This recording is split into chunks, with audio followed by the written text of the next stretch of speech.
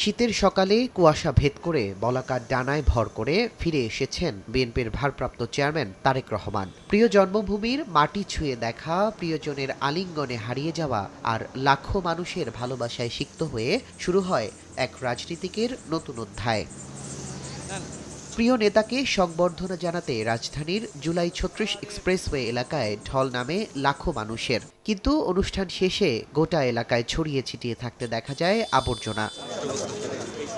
শুক্রবার সকালে সংবর্ধনা স্থল সহ পুরো এলাকা পরিষ্কারে নামে বিএনপি। কাঞ্চন ব্রিজ থেকে কুড়িল পর্যন্ত ১৬টি গাড়িতে পরিচ্ছন্নতা কার্যক্রম চালায় ৩৫০ নেতাকর্মী। কিছু গাছ ভেঙে যাওয়ায় শনিবার দেয়া হয় বৃক্ষরোপণ কর্মসূচিও। ৩৫০ লেবার আজকে কাজ করবে এবং এখানে প্রায় ১৬টি পিকআপ দেওয়া হয়েছে এবং সারাদিন জুড়ে তারা এই ৩০০ ফিটের সেই কাঞ্চন ব্রিজ থেকে শুরু করে আমাদের কুড়িল বিশ্ব রোড পর্যন্ত প্রত্যেকটি রাস্তা পরিষ্কার না হওয়া পর্যন্ত এবং যেখানে যেখানে গাছ ক্ষতিগ্রস্ত হয়েছে আমরা সেখানে নতুন করে আগামীকালকে বৃক্ষরোপণ করব। খুলে বলো ফ্যান্টাস্টিক নিমো হালাল বিস্কুট খায় সানিও স্ট্যাটাস দিছে ফ্যান্টাস্টিক।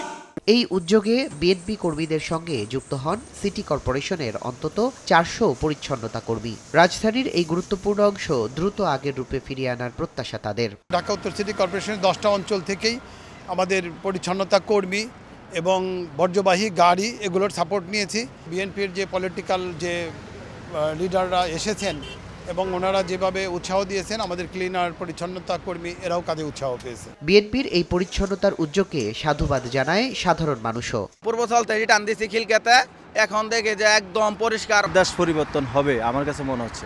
তারেক রহমানের যে উদ্যোগ, যেই আশা আকাঙ্ক্ষাই দেশে আসছে। সংবর্ধনার উচ্ছ্বাস শেষে এই পরিচ্ছন্নতা কার্যক্রমের মধ্য দিয়ে ফিরেছে নগরের সৌন্দর্য। তুষার আহমেদ ইমন, সময় সংবাদ, ঢাকা।